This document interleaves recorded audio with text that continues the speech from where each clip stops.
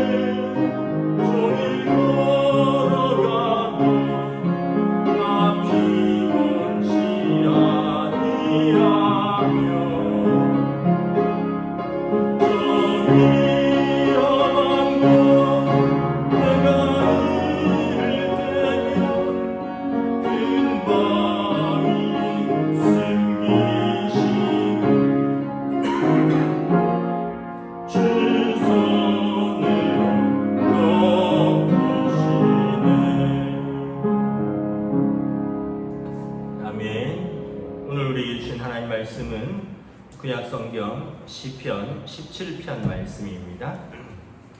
구약 성경 시편 17편입니다. 원래 본문은 시편 월요일 생명의 삶은 시편 18편인데 주일날 저희가 새벽 기도를 하지 않았기 때문에 순서적으로 17편을 오늘 하고자 합니다. 그리고 월, 화, 수 본문이 시편 18편인데 이것을 화요일, 수요일 이틀간에 걸쳐서 나눠서 하고자 합니다. 그래서 오늘은 생명의 삶에는 주일 본문을 보시면 되겠습니다. 시편 17편 말씀입니다. 다 찾으신 줄 알고 저와 여러분들이 한 절씩 교도하겠습니다. 여호와여 의의 호소를 들으소서. 나의 울부짖음에 주의하소서.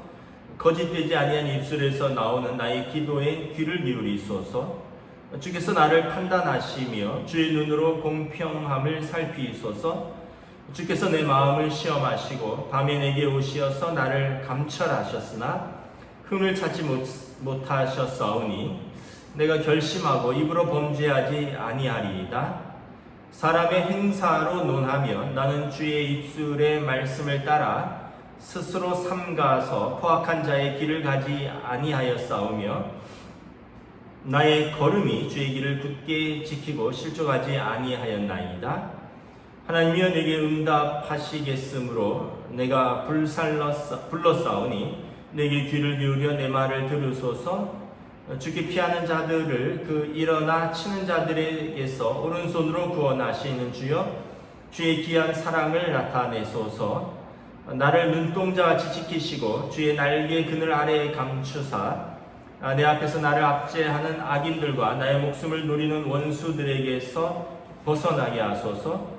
그들의 마음은 기름에 잠겼으며 그들의 입은 교만하게 말하나이다. 이제 우리가 걸어가는 것을 그들이 애워싸고 노려보며 땅에 넘어뜨리려 하나이다. 그는 그 움킨 것을 찢으려 하는 사자 같으며 은밀한 곳에서 엎드린 젊은 사자 같으니이다. 여호와여 일어나 그를 대항하여 넘어뜨리시고 주의 칼로 악인에게서 나의 영혼을 구원하소서. 여호와여 이 세상에 살아있는 동안 그들의 분깃을 받은 사람들에게서 주의 손으로 나를 구하소서. 그들은 주의 제물로 배를 채우고 자녀들로 만족하고 그들의 남은 산업을 그들의 어린아이들에게 물려주는 자니이다. 나는 의로운 중에 주의 얼굴을 배우리니 깰 때에 주의 형상으로 만족하리이다. 아멘. 네, 할렐루야. 또 새로운 하루, 새로운 한 주가 시작되었습니다. 주님 주시는 은혜가 가득한 복된 날들 되시기를 주님의 이름으로 축복합니다. 요즘 코로나도 코로나지만 너무 더워서 열대야 때문에 밤에 잠도 잘 못 주무시고 낮에 활동하시면 쉽게 지치기 쉬운 계절입니다. 우리 특별히 어른들은 물을 자주 드시고 또 무리한 일정을 하지 마시고 이제 가정에서 또 좀 시원한 곳에서 몸을 잘 보존하시는 것이 좋을 것 같습니다. 이런 날이 코로나도 그렇지만 이렇게 더웠던 때가 있는가 싶을 정도로 연일 35도 이상을 넘어가고 있습니다. 오늘 말씀에 보면 다윗 왕이 하나님의 은혜를 구하죠. 하나님께 구원을 호소하는 기도입니다. 보면 1절부터 쭉 보면 다윗 왕은 하나님을 의인화하고 하나님을 인격화하여서 마치 자녀가 아버지에게 호소하듯이 호소합니다. 하나님을 의인화하고 하나님을 인격화했다는 것이 어떤 뜻이냐 하면 하나님이 우리 사람처럼 또 우리가 하나님의 자녀이니 하나님 아버지와 하나님의 자녀의 어떤 관계뿐만 아니라 하나님을 우리의 아버지처럼 부르는 거죠. 1절에 보시면 하반절에 나의 기도에 귀를 기울이소서. 하나님이 귀가 있다는 것이죠. 그래서 내 기도를 들으신다는 겁니다. 2절에 보면 나를 판단하시며 또 3절에 주께서 내 마음을 시험하시고 하나님께서 마음이 있으시다는 거예요. 그래서 나를 내 마음을 시험하시고 나를 판단하신다는 거죠. 2절에 보면 주의 눈으로 공평함을 살피소서. 하나님에게 눈이 있어서 공평함과 불의함을 살펴달라는 것입니다. 또 4절에 보면 하나님은 입술이 있으시다는 거죠. 말씀하시는 하나님. 나는 주의 입술의 말씀을 따라서 스스로 삼가하겠나이다. 또 5절에 보면 주님이 발이 있으신 것처럼 나의 걸음이 주의 길을 굳게 지키고, 또 13절에도 보면 여호와여 일어나 두 발로 딛고 일어서는 것이죠. 또 6절에 보면 아까 1절에서도 나왔지만 내가 주님을 부르니 주여 귀를 기울여 내 말을 들으소서. 7절에 보면 손이 있습니다. 주의 오른손으로 구원하시는 주여 주의 귀한 사랑을 나타내소서. 또 14절에도 보면 주의 손으로 나를 구원하소서. 15절에 보면 하나님의 얼굴이 있죠. 내가 의로운 중에 주의 얼굴을 배우리니 또 주님의 형상이 있으면 깰 때에 주의 형상으로 만족하리이다. 이것이 어떤 의미가 있느냐.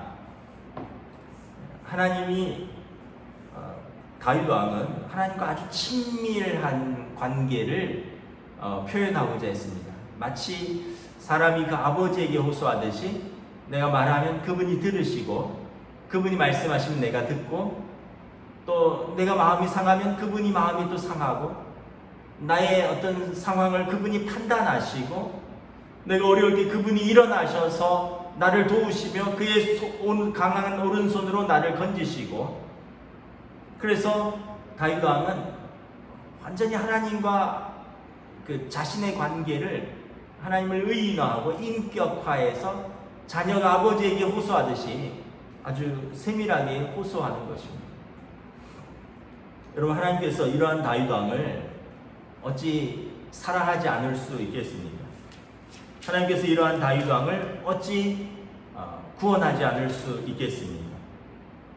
어제 지난 시편 16편 본문에서 저도 주는 나의 주님이시고 주밖에는 나에게는 복이 없다 말하면서 땅에 있는 성도는 존귀한 자들이니, 하나님께서 이 땅의 존귀한 자, 하나님의 자녀들, 특별히 주님만이 나의 복입니다라고 고백하는 다윗 왕의 기도를 왜 듣지 않으시겠느냐라는 것입니다.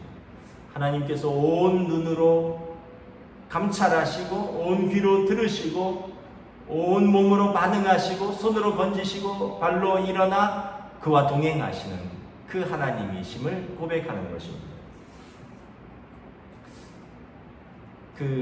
여러분, 어린이들 지금 아이들이 다 커서 옛 추억이 되고 말았지만, 아이들이 어렸을 때 학교에서 종종 데려왔습니다. 학교 마치는 시간이 있으면 아이들이 막 교문에서 조잘조잘거리면서 뛰어나옵니다. 그런데 이제 교문 앞에 이렇게 서 있으면 아이들이 막 교실 쪽에 있는 언덕에서 내려오는데 한눈에 우리 아이가 누군지 알 수 있습니다. 한눈에 알 수 있어요. 아이들이 막 수십 명이 몰려 내려와도 한눈에 우리 아들이 오는구나, 우리 딸이 내려오는구나. 그리고 그 많은 아이들이 조잘조잘 거리는데 우리 아이의 목소리 톤이 딱 들려요. 이게 부모의 귀입니다. 익숙한 톤, 익숙한 말소리, 이게 이렇게 마치 주파수처럼 이렇게 들려요. 그래서 정말 참 사람이 자기 새끼는 귀하다고 어떻게 저렇게 정확하게 알아보고 정확하게 이렇게 멀리서도 알아보고 멀리서도 듣는가, 이런 생각을 해봅니다. 여러분, 하나님께서 우리 아버지 되셔요. 우리가 기도할 때 하나님의 기도를 들으시는가 의심하지 마십시오. 하나님이 들으셔요. 하나님이 내 이 딱한 처지를 아시는가? 아십니다. 하나님이 감찰하시고 보고 계십니다. 하나님께서 능력이 없으신 게 아니에요. 하나님께서 우리와 동행하십니다. 우리를 건지십니다. 그리고 모든 상황 속에서 우리가 믿음으로 성장하기를 원하십니다. 여러분 생각해 보세요. 아이가 어렸을 때는 다 해줍니다. 부모가 신발도 신겨주고 옷도 입혀주고 양치도 해주고 세수도 닦아주고 코도 풀라 그러고 흥하라 그러고 화장실도 도와주고. 근데 여러분 어느 순간 어떻게 스스로 할 줄 알아야 되죠. 넘어져도 안 일으켜줍니다. 일어나, 털고 일어나, 괜찮아, 괜찮아, 이러면서 마음은 아프지만 스스로 일어날 수 있도록. 아무리 사랑해도 다 큰 자녀 양치시켜주는 부모 있습니까? 다 큰 자녀 여러분 뭐 세수시켜주는 부모 있습니까? 뭐 아파서 움직일 수 없다면 마땅히 해야겠지만 그건 이제 유아기적인 것이죠. 하나님께서 우리의 모든 상황을 알고 계셔요. 그러나 모든 상황 속에 개입하지는 않으십니다. 때로는 우리가 이겨내기를 원하시고, 때로는 우리가 인내하고, 때로는 고통 속에서 배우시기를 원하시고, 그러나 결정적인 순간에 우리가 죽게 되었을 때는 건지십니다. 오늘 다윗 왕이 이렇게 하나님 앞에 호소를 하는데 6절부터 12절에 보면 자신을 아주 연약한 자에 비유합니다. 8절에 나를 눈동자같이 지키시고, 여러분 눈동자는 우리 몸에서 제일 어떻게 보면 민감한 부위고 제일 연약한 부위죠. 여러분 뭐 우리가 어떤 것은 뭐 손으로 하고 발로 할 수 있는데 뭐 입으로 뭐 할 수도 있지만 눈동자는 우리가 눈을 감아서 보호하는 것 외에는 할 수 있는 것이 없습니다.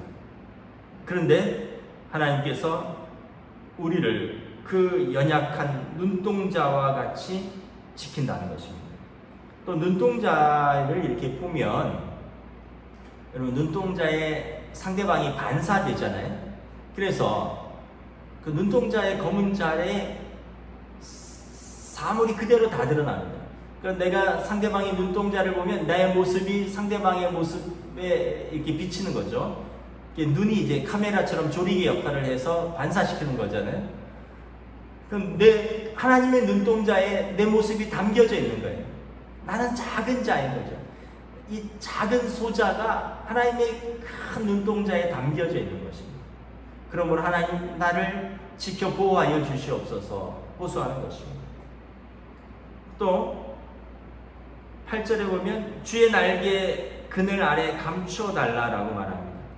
이것은 자신을 병아리에 비유하는 것이죠. 어미닭이 새끼를 병아리에 비유하는 거죠. 제가 좋아하는 영상이 내셔널 지오그래픽 같은 그런 데 보면 그 정글의 세계 또 동물의 세계를 이렇게 다루는 그런 프로그램이 있습니다. 한 번은 짧은 영상인데 암탉이 완전히 코너에 몰려서 이 뱀하고 싸우는 거예요. 그런데 제가 좀 의아하게 생각했어요. 아니 암탉이 도망가지 않을까? 이게 움직일 수가 있는데 그냥 마치 복싱 사각의 코너에 몰린 것처럼 그 자리에 꼼짝하지 않고서 그냥 부리로 뱀의 머리를 쪼는 거예요. 뱀도 피하고 뱀은 돌아서 공격하고 이런데 암탉은 뱀이 이쪽으로 오면 이쪽으로 쪼고 저쪽으로 오면 이렇게 쪼는데 닭이 그 뱀을 잡아먹는다라는 이야기를 제가 어렸을 때 시골에서 들었거든요. 저는 시골에서 자랐으니까 닭이 뱀을 잡아먹는다는 이야기를 들었어요. 근데 보니까 영상에서 보니까 독사를 뱀이 뱀 독사죠. 닭한테 감히 못 접근을 하는 거예요. 그래서 보니까 한 5분 정도를 싸우다가 그냥 뱀이 포기를 했어요. 저는 좀 의아한 게 왜 닭이 적극적으로 피하거나 적극적으로 공격하지 않고 그 자리에 서서 부리로만 이렇게 쪼면서 뱀을 쫓는가. 뱀이 막 이렇게 머리를 흔들면서 공격을 하면 닭은 촥촥 쪼아서 뱀을 쫓아버리지 뱀을 적극적으로 피하거나 공격하지 않더라고요. 그런데 영상의 마지막 부분에 이유를 알았어요. 뱀이 간 다음에 닭이 딱 나오니까 병아리가 거기서 8마리가 나오는 거예요. 엄마 뒤에 숨어있던 병아리들이 쫄쫄쫄 거리면서 다 나오는 거예요. 제가 그걸 보면서 참 감동이 됐어요. 어미닭이 새끼를 날개 아래 품고 그 병아리들을 그 독사로부터 지키는 것이었습니다. 그래서 피하지도 않고 도망가지도 않고 아니면 적극적으로 나서지도 않고 그 자리에서 자기 뒤에 새끼들을 감추고 날개 아래 감추고 뱀과 싸우는 것이죠. 지금 다윗 왕이 이 얘기를 한 거예요. 주의 날개 그늘 아래 감추어 주십시오. 아마 제가 본 영상을 보았다면 여러분 그 말이 무슨 말인지 분명하게 알 것입니다. 정말 놀랐어요.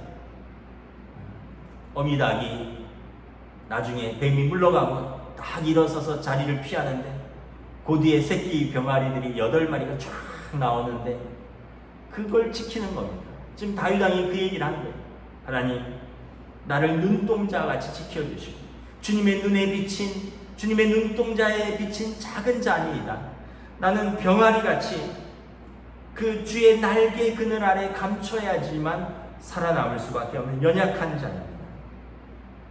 주의 구원을 바라고 주의 날개 아래 숨을 수밖에 없습니다. 여러분, 신앙생활이 뭔가요? 신앙생활은 하나님 앞에 우리의 연약함을 고백하고 그분 앞에 온전히 신뢰와 순종으로 나아가는 것입니다. 나는 어린아이와 같은 사람입니다. 나는 심령이 가난한 자입니다. 마태복음 6장에 심령이 가난한 자는 복이 있나니, 마태복음 5장이죠. 산상보험에서 나는 심령이 가난한 자니이다. 나는 어린아이와 같이 영적으로 할 수 있는 게 파산한 자입니다. 하나님이 나를 도우셔야 됩니다. 이게 마음이 가난한 자예요. 마음이 가난한 자에게 천국이 저의 것이 되는 것입니다. 신앙생활은 자신의 연약함을 고백하는 겸손과 그리고 전능자에 대한 철저한 신뢰를 고백하는 관계인 것입니다. 반면에 여러분, 악인은 어떤 사람입니까? 13절부터 15절에 보면 악인은 14절에 보면 세상에 있는 동안에 하나님이 주시는 재물을 자기 것으로 생각하고 그 재물로 배를 채우고 그 재물로 자기의 그 악인도 자기의 자녀는 사랑하잖아요. 그래서 불의의 재물로 자기 배를 채우고 불의의 재물로 자녀들에게 상속하고 그러면서 이것이 하나님의 은혜인지를 모르는 사람이 악인인 것입니다. 또한 의인을 핍박하고 의인의 재물을 취하는 자들인 것입니다. 그래서 이 악인들은 어떻게 하느냐? 13절 여호와여 일어나 그를 대항하여 넘어뜨리시고 주의 칼로 악인에게서 나의 영혼을 구하소서. 하나님께서 그 악인을 심판할 것입니다.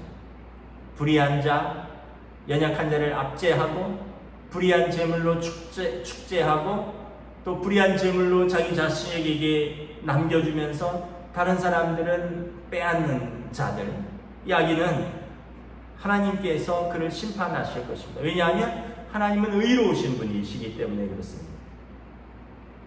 그래서 다윗 왕은 악한 자들의 이런 부귀와 영달을 결코 부러워하지 않습니다. 또 이로 인하여 하나님의 공의를 의심하거나 불평하지도 않습니다. 15절에 나는 의로운 중에 주의 얼굴을 배우리니 깰 때에 주의 형상으로 만족하리이다. 의로운 중에 주의 얼굴을 보리라 라는 말씀은 장차 의로우신 하나님 앞에서 자신이 설 수 있고 그때 나의 의로움을 하나님이 인정하실 것입니다 라는 고백입니다.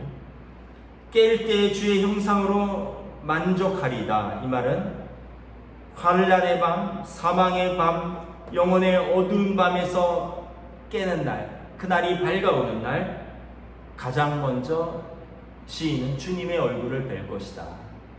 그래서 16편에서처럼 주님이 나의 복이고 주님만이 나의 주님이시고 이 어두운 밤, 이 사망의 밤, 이 환난의 밤이 물러나고 여기에서 깰 때 나는 주의 얼굴을 가장 먼저 볼 것입니다. 그래서 나는 오직 여호와 하나님만 앙망하고 살 것입니다. 그래서 이러한 시인을 하나님께서 버리실 리가 없고 버리셔서도 안 되는 것이죠. 하나님께서 당신을 의뢰하고 또 당신만을 바라보는 연약한 소자와 같은 성도를 버리시는 것은 하나님의 속성이고 하나님의 성품이신 공의와 사랑에 위배되는 것이기 때문에 그렇습니다. 하나님은 그러한 분이 아니라는 것을 시인은 확신하고 있기 때문에 그런 것입니다. 말씀을 마치겠습니다. 오늘 다윗 왕이 어린아이처럼 하나님 아버지 앞에 다 고백합니다. 하나님의 인격을 믿고 하나님의 성품을 믿고 그리고 하나님은 그 연약한 당신의 자녀를 건지시고 구하시고 또 개입하시는 그 구원의 하나님이시기 때문에 그렇습니다.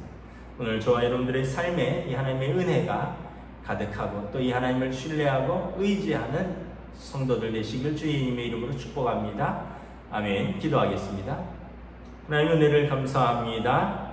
오늘 환난의 때, 고난의 때에 하나님 앞에서 호소하는 다윗 왕, 하나님이 눈이 있으시고 나의 고난을 보시고 하나님 귀가 있으셔서 나의 울부짖음 나의 기도를 들으시고 하나님은 마음이 있으셔서 내 모든 행위를 감찰하시고 하나님께서 얼굴이 있으셔서 나에게 은혜의 얼굴을 향하시고 하나님이 손이 있으셔서 의로운 오른손으로 나를 건지시며 하나님 발이 있으셔서 주의 발로 일어서셔서 악인들로부터 나를 건지실 것입니다.